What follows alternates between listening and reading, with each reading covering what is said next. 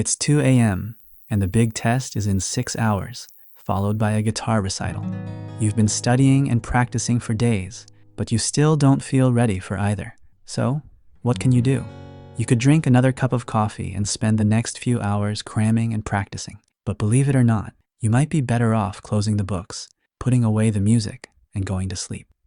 Sleep takes up nearly a third of our lives, yet many of us don't give it the attention it deserves. Some people see it as a waste of time or just a way to rest when all the important work is done. But in reality, sleep is essential.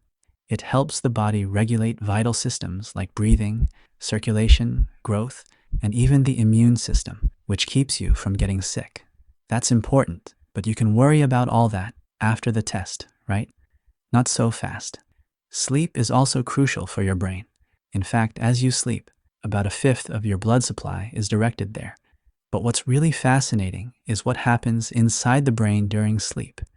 It's an active process where your brain reorganizes itself, which is key to remembering things. At first glance, human memory doesn't seem that great. In the 19th century, psychologist Hermann Ebbinghaus found that we forget about 40% of new information within 20 minutes. This is called the forgetting curve.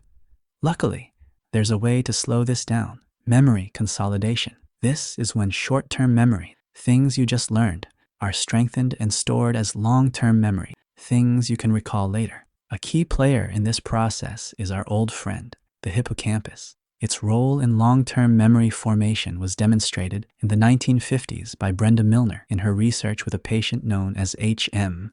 After having his hippocampus removed, HM's ability to form new short-term memories was damaged, but he could still learn physical tasks through repetition. This showed that the hippocampus is responsible for storing facts and concepts, like the ones you need for your test, while physical skills, like playing the guitar, are stored in a different part of the brain. Later research by scientist Eric Kandel in the 1990s helped us understand how this process works. When you first learn something, your brain temporarily records it using neurons, nerve cells that send signals. Then, the hippocampus helps strengthen those connections, making the memory last longer.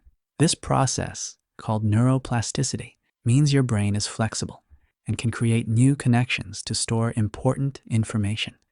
So why do we remember some things and forget others? Several factors affect memory. For example, memories linked to strong emotions or stress tend to stick better because the brain pays extra attention to them.